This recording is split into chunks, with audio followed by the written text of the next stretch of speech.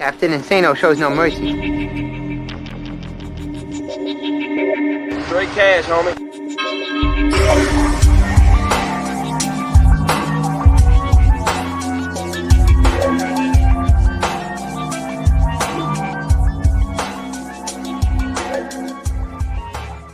Hold on to your butts. What's up, everybody? Welcome back to the Basement Monsters Game Day Podcast. Just sad shit. Hey, did I not say it? I said it at halftime. Watch out. Yeah. Watch out for this shit. Don't buy into it. I don't believe it. Look, they're reviewing whatever let them review whatever the hell they want. I don't believe David Montgomery has this. I don't. And you had a 10-point lead. Under 2 minutes or just about at 2 minutes? Mm-hmm. In your own territory. And you're throwing. You're throwing the football with Mitch Trubisky. You have a 10-point lead, coach. A 10-point lead. Mm-hmm. You're throwing the football. What shit is this? It's Nagy ball. Shit is this? That Nagy ball bullshit. It's not laser ball. It's that Nagy ball bullshit. It's Nagy like there's no way in hell I'm going to trust number 10 to fucking to do what? To throw me out of the end zone? Especially. Hell no. To do what? And then you had Adrian Peterson. And it's just so fitting because he's ran over your ass so many times throughout the years. Mm-hmm. Punching it in with authority. Came in and just ripped through it like he broke a barrier. Right. And just broke through. He looked like the fucking Kool-Aid man. Like the juggernaut. He looked like the goddamn Kool-Aid man. Right. Breaking through the wall. Yeah. Your team is bad. Your team is bad, Chicago. It's bad, and it's going to get worse. Well, this just sealed some fates. Oh, this is it. Yeah, this soda. Yeah, this. Hey, with a bow. Put the stamp on it. With a bow. Right. With a bow. Get them the fuck out of here. Yeah, they're gone. Get them out of here. I don't care. I don't care how they like. I don't care what emotional ties the McCaskies have. They have not delivered. It's point blank. Period. There's no way in hell you could justify it. Justify this right now. No. Justify this game. That game should have been won. That game should have been won. The game was won. The game was won if you run the football, but you wanted to get cute. Mm-hmm. You wanted to get cute. You wanted to be. What was they throwing it from like the 10-yard line? Like why? 10-yard line. Why? Why would you let Mitch run the clock out? Right. Run the football. Run the football. That was one of my keys to the game, and you fucking abandoned it once again. Mm-hmm. We're doing pretty good with it up until that point.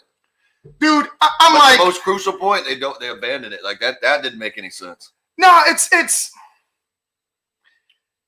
it just kills me that you have the upper hand for the first time in a long time. Mm-hmm. You have the upper hand. And look, as bad as that last sequence was where you go ahead and you're trying to pass from your own end zone, when you have the lead of 10 late in the game, Chuck Pagano, this bend and take it up the you know what defense. That's what it is. There's no bend and don't break. It's bend and take it up the butt at the end of halves, at the end of games. Yeah. You have a 10-point lead, coach. Yeah. Detroit. No, Luke. You've been complaining about not having a lead all season long. Now you got it. All season long. Now you got it, and you go ahead and you just lay back. Yeah. Man, I can't buy into this bullshit no more that they give us. What are they going to say in the postgame? I bet you it's the same shit they said last week. Somebody else's fault. I bet you they're going to say the same shit. We're going to have some pride. Yeah, have some pride. Have some pride when you have a 10-point lead. Put somebody out of their misery up 10 late in the game. But you can't do that because you want to be cute. You want to be cute. You do not want to run the football. Why, coach? Why, coach? Mm-hmm. Why? That's the question that should be the first question in the press conference. Why didn't you run the ball? Well, the sky is gray and the grass is green, and it wasn't our fault. And who knows what kind of gibberish or punchline you're gonna get from Nagy with this one. But that was it was embarrassing again, dude. Yeah, it's embarrassing. This shit week after week, embarrassing. Yeah, like you can't have this shit no more. You can't have it. You're up. You score 16 points. You score 16 points and you start coasting. Yeah. You start coasting again, Luke. Yeah. We've seen this before. There's no go for the jugular. We've seen this before. Damani, lucky lefty. Yeah. From the humor, he's called it out. He said, "Hey, remember the Giants game?" Yeah. That's exactly what happened. But this time you lost it in the end. This time you didn't get lucky in the end. Hey, right now we're gonna go ahead and bring in two guys. One of them, both of them we know very well. Sean Sierra and Michael Halatek. And guys, it's bleak. It's bleak. Hey, you know what? First of all, we can't yell at Nagy at this one. This ain't on Nagy. This one is on Bevel. All right, if Nagy's gonna take away the play calling and have Bevel call those plays, Laser. And Bevel, Laser, and Laser's call the plays, then this one's on Laser. Then this one falls squarely on Laser, and Nagy should have gone over to him and said, "Hey, run the ball more." That's what he could have done. But you know what? If you give him those play calling duties, then you let him run. Then you let him do it. Sure, make suggestions, but this one goes on Laser. This one goes squarely on the shoulders of Laser. I know you want to pile on Nagy, but we can't. Not this one. This one go because it same result.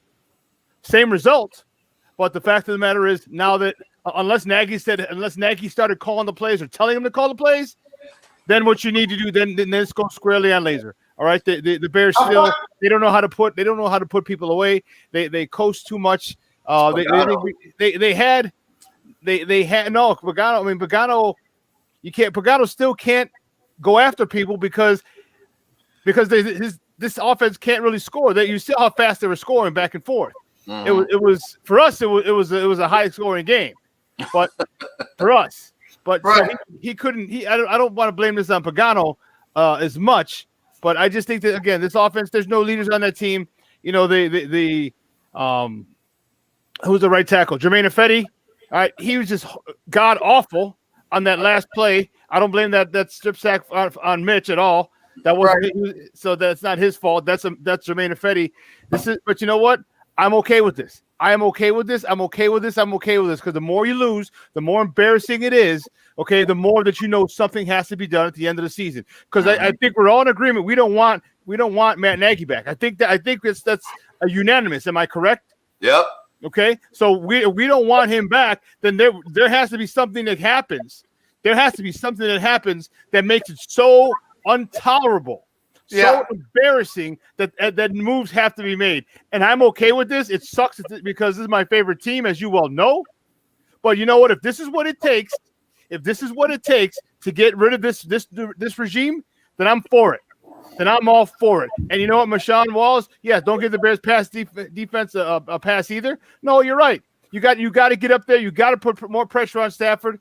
You can't have on the last touchdown. You can't have miscommunication between the cornerback and the safety. If it's a cover two, then the safety's got to go back there. You can't set like he did. And once he set, Jalen Johnson let him go because he thought he had safety help. You saw Jalen Johnson turn around and look at the safety, go, "What the fuck?" Yep. Like that was not Jalen Johnson. So miscommunication in the secondary, and you know what? Again, this defense they're not focused because I think they've checked out. You know, and you're right, Sean. You're right. You're absolutely right. I'm not going to argue at any point that you made right there. The thing is that falls on that falls on the culture. So ultimately, it does fall on Nagy. But I'm not going to for this game. I get it. It's on Laser. But that's the culture you brought in. Look, that's how close it is. Like you're looking at it like, man, is it Nagy or is it Laser out there calling the play? Like you don't know who the hell is taking the reins.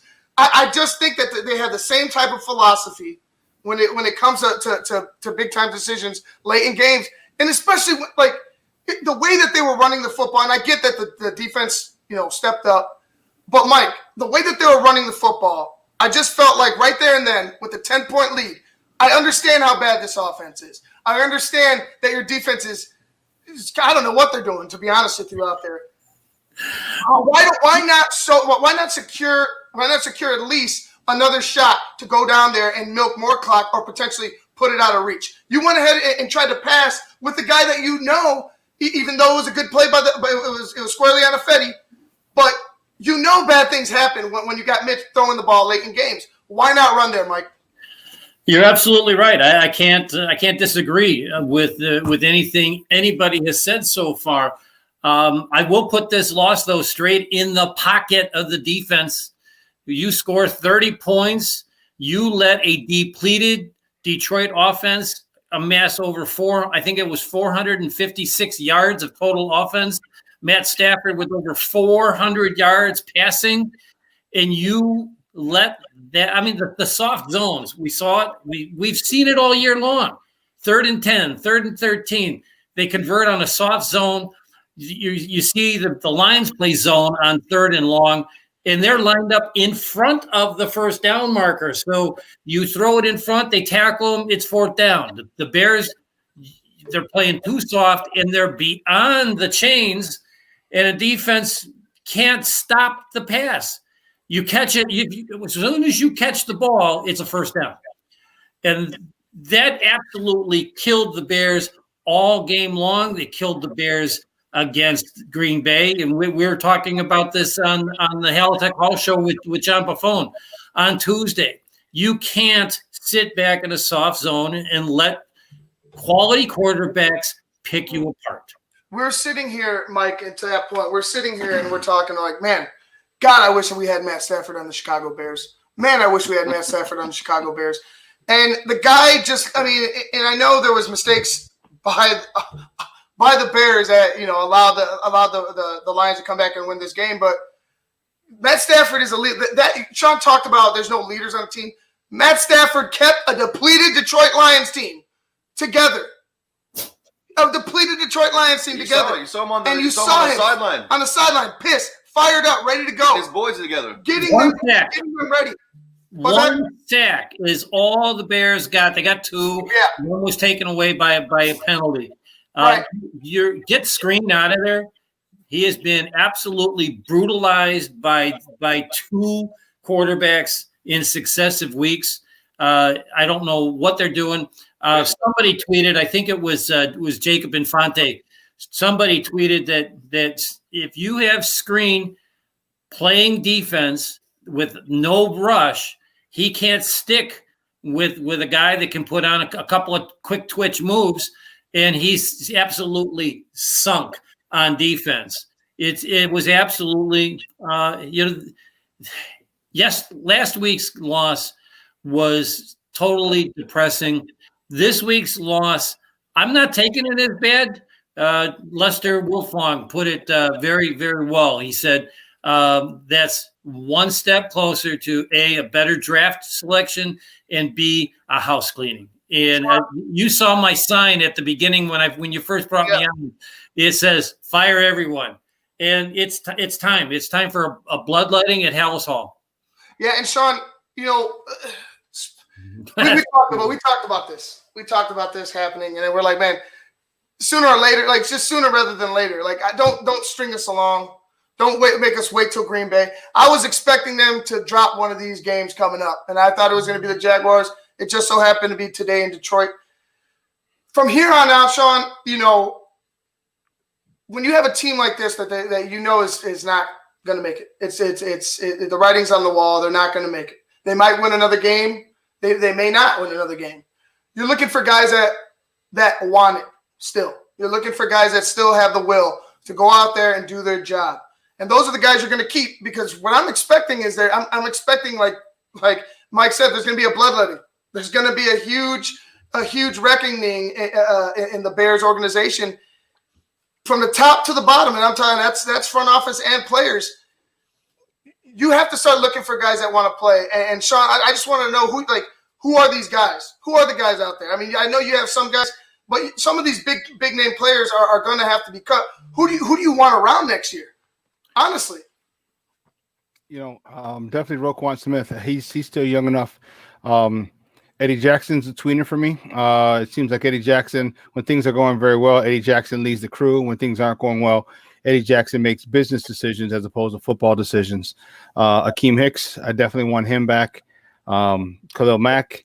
There's a couple. Kyle Fuller. You know, here's the thing that we talked about that I'm really concerned with. I'm really concerned with.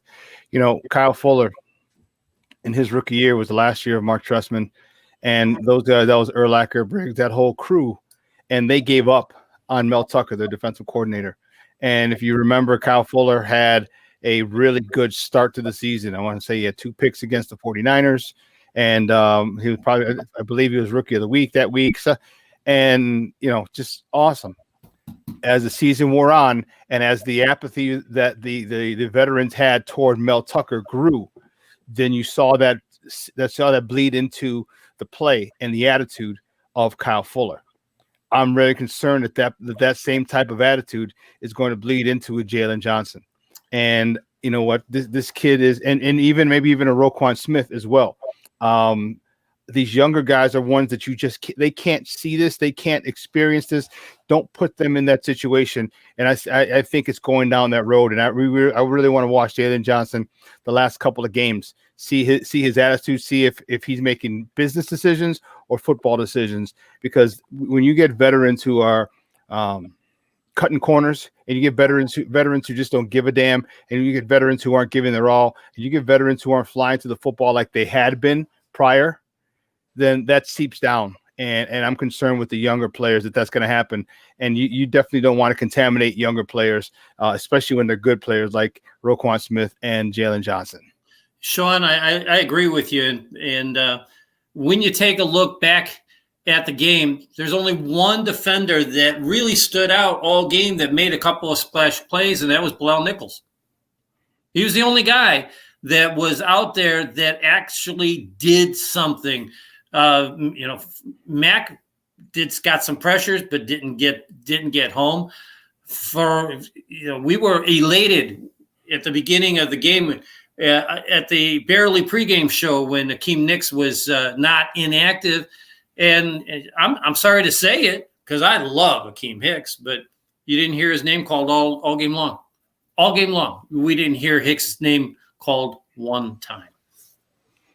Yeah, and that's a crazy thing when you got him and you applaud him for playing, but by the same token, does you playing, does that affect detract from your defense? Because now you're able to be single teamed or single blocked, man on man. Isn't 80% or 60% or whatever percent Akeem Hicks was, is that better than whoever they have backing him up? I don't know. But it's definitely not giving us the Akeem Hicks and the pressure and the production that we're used to, and that really hurt. And if I'm the defensive coordinator and I'm seeing that, I'm going to have to make the move and say, hey, you're not getting the pressure. We're not getting the production from you that we need, or anything that's suitable. Let me get somebody else in there who's healthy, who may not be as talented, but 100% of somebody who's not as talented could be a better fit than a 60 or 70% of Akeem Hicks. I agree with that. And we just talked about a reckoning. Akeem is one of those guys that's going to be on the list. Like, look, I'll put it this way. Anybody could get it. Anybody could go at any point in time. This is where you're at right now as a franchise. Forget about 2018. That was 2 years ago. This is the team that you have right now. I know there's emotional ties with the fan base of some of these players, but for the betterment of this team and this franchise, this is the way. This is the way. There needs to be a complete. It just needs to be a shakeup. We compared it to the Bulls. A lot of people keep comparing it to what the Bulls did, and I agree. You get like that Packers game. I said it to the both of you. There was no hope. Obi-Wan wasn't walking through that door. There was no hope. You know what I'm saying? Like there was. It was one of the worst feelings in the world because you're looking for the silver lining and you can't see it. You're then all of a sudden they score 30 points, which I never thought I was going to see again, and boom, they just let us down. Like I said, we talked about it at halftime. We were like, hey, don't go ahead and start celebrating in the streets right now. Mm-hmm. There's still a lot of game to be played, and we know about Matt Stafford and. It just was another major letdown by the Chicago Bears. Just when we thought they were turning a corner, they just revert back to their old ways. I think that there needs to be. I don't know if there's going to be a shakeup right now.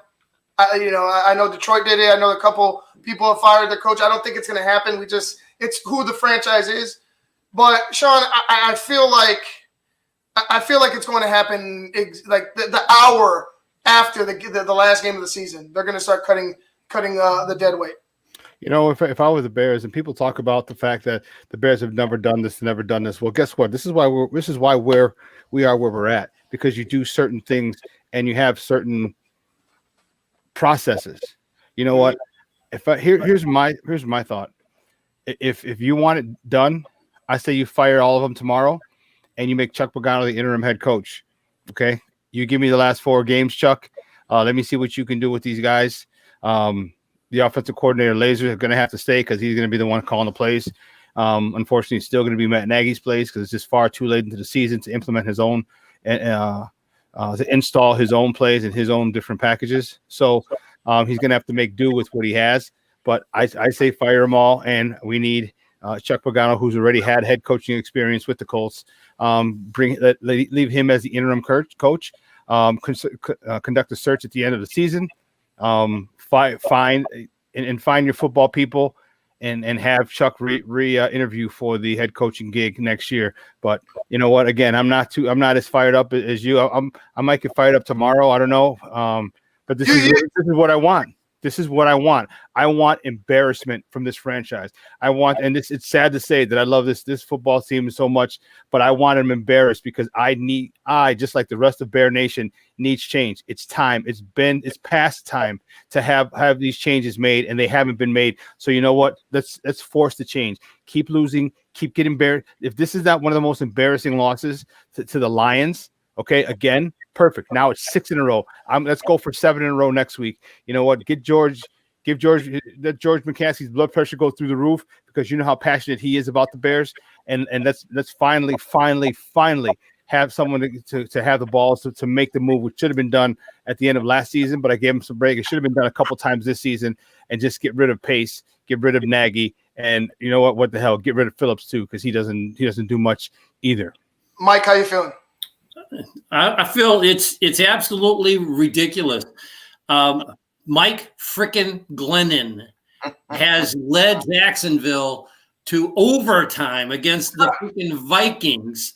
So fitting. Cleveland beat Tennessee earlier today. Let me see what's going on with the Vikings game right now. The Vikings, I believe, have the ball, and there is 6.5 minutes left to go in overtime. Philadelphia and Green Bay just started. They're only 3 minutes into the ball game there. Philadelphia's got the ball. But and I'm thinking, thanks for letting me update the fans on what's going on in the NFC North. But the freaking Cleveland Browns put up a ton of points on Tennessee today. And our offense keeps on stumbling. We scored 23 points in the first half, and they can only come away with 7 points the rest of the game against the frickin' Detroit Lions. Got to give credit where credit is due. Detroit has lost so many games in the fourth quarter. The way they won today, and this is their interim head coach's first game, and they finally turned around. It did something that had been given to them how many times in the Patricia regime. I got mixed feelings about this loss. Obviously, if the Bears could have won and got back to 500 and maybe made a playoff run against some inferior teams, who knows what happens if you get in. But if you look at the history of this team over the last couple of years, this is a team that needs to be rebuilt offensively from the ground up. It needs to be rebuilt probably from the general manager and probably above him on down. Sean and Ivan and I and a couple of other guys we're going to have a show on our Halittack Hall show on Wednesdays about the idea of a new stadium in Chicago. But at this point, you're not going to get a new stadium unless you get a new owner or unless you get a team that can do something right, because nobody's going to want to care. Yeah, Go ahead. Yeah, I agree with all you guys on the Bears so far. I mean, I think it's time for that triangle offense to leave Chicago. Whether it's Phillips talking to Pace talking to Nagy. Take any 3 or 6 guys, whoever, and move them around in any particular. Get back to that triangle. And it's just somebody pointing the finger at the next guy, and it just goes around and around. I think that needs to be done first and foremost. I think you just touched on the next thing I was going to say, Mike, is with the offense, because I think you just ran Allen Robinson right out of town over these last couple games, and with not knowing who the quarterback is and the offensive line shambles, and then also, I mean, even leading into free agency next year. I mean, how are you going to draw a big guy here when he's just seen what you just witnessed? You gave your best effort this year, and like you're not going to change a quarterback or bring. I mean, it's going to be dicey. I don't think it's too late to start building that right now. Like you have the defense. You may even have to give up a defender or two to maybe get another person to slide into this offense, whether it be offensive line, receiver, whatever. But like I said, we talked about it earlier at halftime with the Brandon and the guy, lefty. In 3 or 4 years, I guarantee you this Bears team is going to have a juggernaut offense, but that defense is going to suffer. I don't know if they're going to have a juggernaut offense in a couple of years. See, here's where the Bears aren't forward thinking. If you think that, because right now Allen Robinson's walking, he's happy he's a pig in slot that they haven't worked out an extension for him. Okay, if you're the Bears, then what you do is you had you been smart and thought big picture, then you sign him to a deal. Okay, you sign him to a deal, you get a deal signed. Don't worry about the economics of it due to COVID and the lack of revenue. Okay, because then you can trade him, because what's going to happen is he's going to be a very, very wanted commodity in the wide receiver, but by many teams who need a good wide receiver. Now you can get something back for him. You can get draft picks back for him. You have draft capital to use him. But you know what? Now this is how not forward thinking that Ryan Pace is because now he's walking away with nothing, and we get nothing in return. We come here, we sign him, we took a chance on him. He bet on himself and he won. And so now he's valuable to himself. He's valuable to us, and the only person who's getting any value out of him is himself. We're not getting anything out of it. We're not getting anything in return. And you know what? That's good for the Bears, because this is how, if you want to play stupid and make stupid decisions and not think big picture, you got to look at the whole picture. And they haven't done that. So you know what? That's just one thing. And the more and more that we peel this back, the funnier it gets, because I have to laugh, because otherwise I'm going to cry. And I really want these guys out. And the more idiotic things that they do, such as letting Allen Robinson walk for nothing, I hope and pray he goes to Green Bay and comes back and destroys us. I hope and pray, because that'll really show them how idiotic they were in hiring Pace, in keeping him this long, and just showing how inept he was. And it's time. I just can't. It's frustrating for me, but again, I'm not too fired up about it today. It's just it's what I want. I want these guys to lose, continue to lose, and make sure something has to be done. Force a move. There was a huge play, Mike, at the end of the game. Allen Robinson, I'm not going to call it a push off. He just came up. He stopped at the line to gain, turned around, ball was on the money, and then I don't know if he got confused, if he didn't know the defender was right there, but he turns to the sideline and just goes out of bounds. Just goes right out of bounds. The lack of awareness on that last one. How do you come in and demand that they re-sign you, that they extend you, and you're making? We've seen some of Allen's mistakes out there. When you go ahead and you call an organization out, you put yourself in the spotlight. Allen, we were just watching Allen. Man, great, 1,000-yard receiver with this shit offense. Right. Awesome. At least we have that. Then he started talking. Then we started looking at the bigger picture. He hasn't had a great year, and that throw in particular, or that passing play. Where's your head? Where's your head, Mike? Where's your head? You know exactly where you have to go. What the hell are you thinking? The awareness on that play was absolutely brutal. Allen Robinson caught the ball. All he has to do is turn. He scores a touchdown because the defender falls.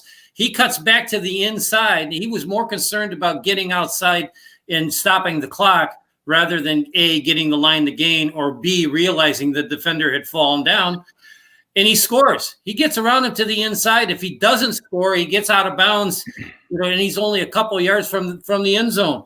And that left us with the fourth and a yard and a half to go. And of course, the last play, the Detroit Lions defensive line just beat every single Bear defender, offensive lineman off the ball. And I mean, they were 2 yards on the other side of the ball before Montgomery even got the ball in his hands. See, to me, that's toughness. That's what we were talking about early in the game. You have to, and you said it too, Mike. Gotta get nasty. You have to get nasty. Why the hell are you getting blown back, Leno? Why the hell are you getting blown back, DeFetti? Why aren't you ready? Because you're gonna get their best shot. Yep. You're going to get their best shot at the end of the game. I don't understand that. Like, what is being taught up there in Hallis Hall, where your offensive line, the biggest guys on the field, are soft as shit? Leno had an absolutely terrible game. The Bears had just gotten the ball with Nichols' interception, and it's 2nd down and 1. I think they got a first down on the play, but Leno got called for holding, and now it's 2nd and 11 instead of a first down, and they end up not getting any points on the drive. They only score 1 touchdown in the entire second half. They're 0 for the season. I'm sorry, they scored 1 touchdown on offense in week 7, and they haven't scored. They haven't even had a freaking field goal in the entire third quarter of any game this season. Just absolutely brutal. And I'm always a Bear enthusiast. And I know Sean is not such. He doesn't see it through the same rose-colored glasses as I do, and I'm starting to see his way of the way things are going. And that's unfortunate, dude, because when you start getting people who are super positive to start saying, "Hold on, wait a minute, you might be right," then there's a bad shift in this team, and that really sucks to have this team play in this way. But there's got to be changes. You know what? There has to be changes. I'd love to hear the press conference. I really want to hear the press conference, see what they're saying, and because he's going to tell us the same crap that he tells us every week. He's going to that fake getting fired up stuff last week. That was so fake. That was ridiculous. You can't even. You can't. I can't see you getting. I can see you getting mad, but that was contrived. That was acted. That was scripted. That was hogwash. Sean, have you ever been in a situation where you had to hear some bullshit like that from a in a situation where the guy, this isn't who you are? All right. You know what I'm saying? Have you ever been in that? I've been into it in a couple times, and just standing there is just the cringe, the amount of cringe that I feel just listening to it. I can imagine the players in the locker room. I can just imagine. No, and you know what? I really do want to. I would love to be able to. I'd love to be a fly on the wall or in some circles, because the defense has got to be. Michael, you put it perfectly. Yeah, it does fall on the defense as well. You're complaining about points. You're complaining about not getting points. You're complaining about 3 and outs. You're complaining about always on the field. Well, guess what? They gave you 30 points. They gave you 30 points. They gave you 30 points. Freaking depleted. They didn't have one of their running backs. They didn't have Galladay. They didn't have to face Galladay either game all year this year. Mm-hmm. And you still can't hold that defense under 20 points. I predicted a Bears blowout this week, and I even kind of laughed at me on our pregame show. And he had Detroit winning the game pretty handily, and we ended up both being. We were half right and half wrong. I was half right on the offense. He was half right on the defense, because the Bears defense absolutely did not show. Yeah, and you know what? We're gonna go ahead and wrap things up. But I just want to leave you guys with this. As much as we and like I said, I don't want to get too pumped up. And Sean, I know you don't want to get too pumped up either. But as much as we as much as we still deep down inside are like, man, find some success. The truth is there. Like you need to get whatever you can out of this season. And I'm talking about draft stock. You need to go ahead and compete. But I'm not looking for this team to go ahead and really want to win any more games. To be honest with you, this defense back-to-back weeks, you can't have Eddie Jackson and Matt Nagy be the voices. You can't. Where's Akeem? Where's Khalil? Where's Roquan? Where's Fuller? Where's Fuller? Those are the guys I want to hear because right now Eddie's having a terrible year, and Matt Nagy is who he is. You're going to tell me that those two guys, the guys that aren't really doing their best, are going to be the guys that step up and lead this team to come back? No, that's that's in my opinion, no. And to be honest, it's too little, too freaking late. Why not after the second loss that you were in, the second game that you lost that you were in, because you were in it with the Rams, you were in it with the Saints. You know, and then also with the thing that Miller said is like if we're running plays in practice, why are they not translated to the game on Sunday? That's another thing. What are you like? And this is why I say it falls on the culture. And I know, like I said, it's you blame Laser for the end game play calls. You blame Pagano for the in between. You could blame blame the team. Blame the team. It's the team's fault. They are a team. It's the team's fault. It's the culture that they built. It's the discipline that they have in that locker room. This is a team loss, a huge team loss. And I'm not going to give anybody any slack. Nobody. Everybody could get it, in my opinion, because when you look at it at the end of the day, football is a team sport. From top to bottom. You get a ring if you're in the organization. It's in a certain positions in the organization that aren't the players. You can still get a ring for contributing. From top to bottom, there needs to be a focus on winning football games because I'm tired of being a marketing giant, but a laughing stock on the football field. Guys, thank you for coming out. It's been a long day. It's only 3:45 and it's already been a long day. Sean, go ahead and let everybody know where they can find you on Sports on Chicago. Guys, if you want to follow me, I made it nice and simple. Facebook, Twitter, Instagram, Snapchat, the Snapper, all one handle, the same handle at the Sean Sierra. And check us out tomorrow at 9 a.m. to noon Central Standard Time. Sean and Maya in the morning, and we're going to have some pretty good guests talking more Bears. We got to talk this craziness because I think I may end up getting fired up because the fact that I keep talking about this is getting me fired up. So you'll check it out. We'll check it out tomorrow. Make sure you check us out tomorrow. We have more Bears talk tomorrow, 9 a.m. to noon Central Standard Time. That's where you can find me. All right, Mike, go ahead. And you can find me on Twitter at Texter, TEKSTER 420. You can also catch me at Halitech Hall on Twitter and at Facebook.com/Halitech Hall, where you can see not only this show, but the Halitech Hall show and the Barely Pregame show live right there at Facebook.com/Halitech Hall. Guys, thanks again. Sean, Mike, I'll see you tomorrow, Sean. Mike, I'll stay in touch throughout the week. We'll see you Wednesday. Yeah, see you Wednesday for sure. All right, guys, have a good one. Thank you. All right. Guys, that was Sean Sierra and Michael Halitech.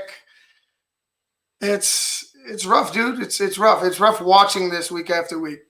Rough, knowing the mistakes, knowing where you went wrong, and there's no correction. There's no correcting it. Well, here's the thing. I mean, at this point, why are you even talking about the players anymore? Because we obviously know it's not their fault.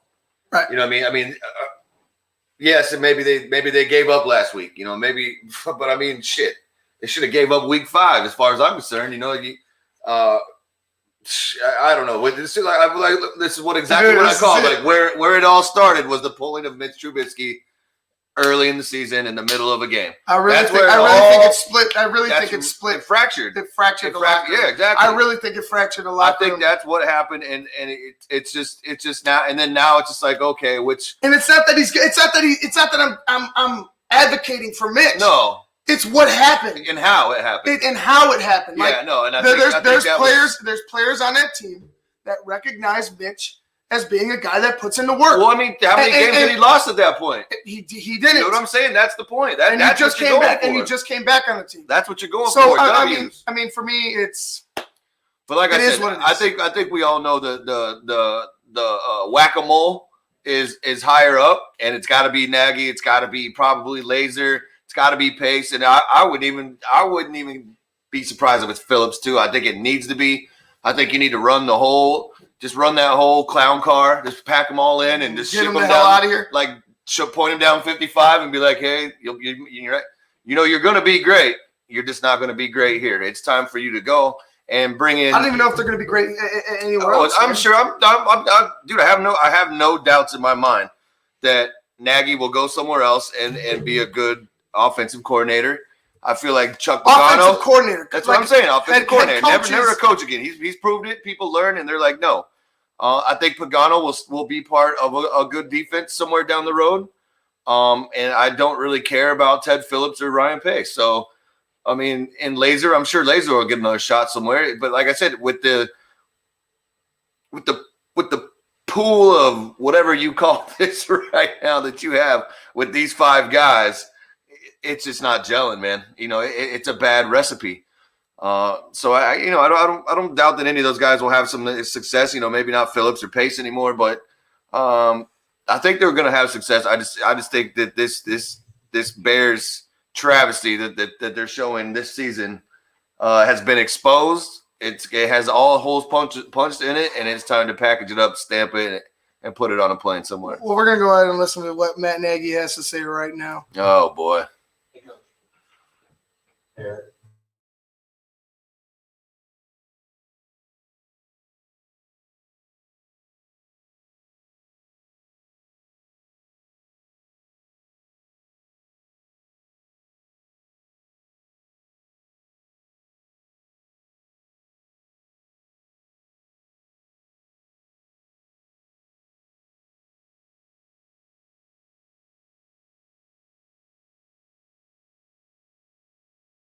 Hell, someone for your head. Yeah, somebody's Somebody keeps looking over his shoulder.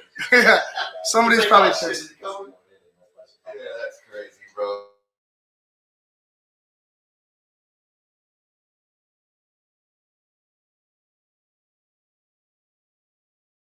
Your communication before that play and then what you saw.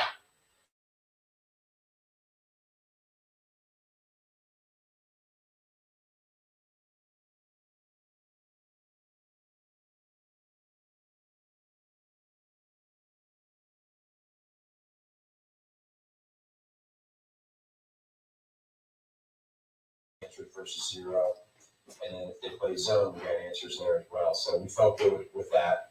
And it's just a play, at least what I saw from the jumbo shot afterwards, is kid made a good play around the edge and was able to swipe his arm out and make a play.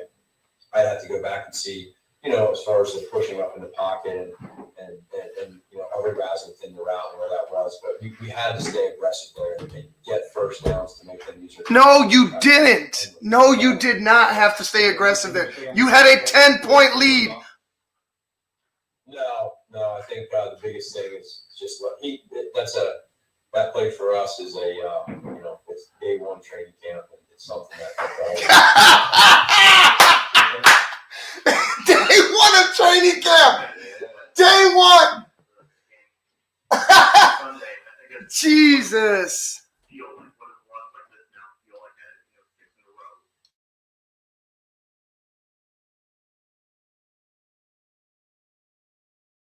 Have a lead like this and lose this way.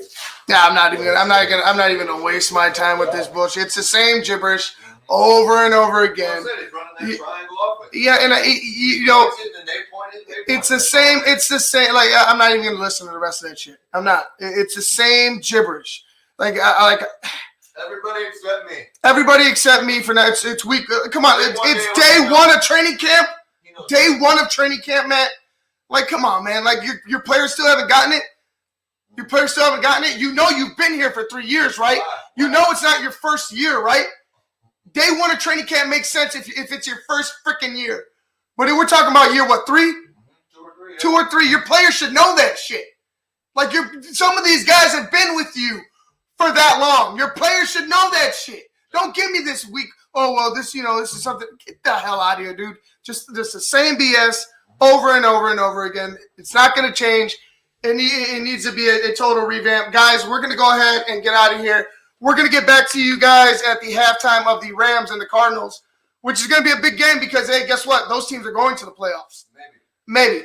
All right, guys. For Luke Nettles, who's stuffing his face over there with those carnitas, yeah. I'm Ivan Vargas. We'll get to you guys at the half of Rams and Cardinals. Until then, peace.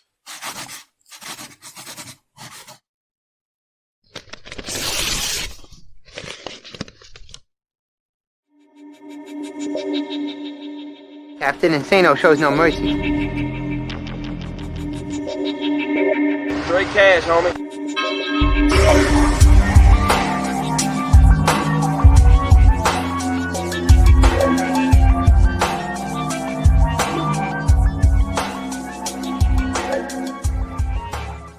Hold on to your butts.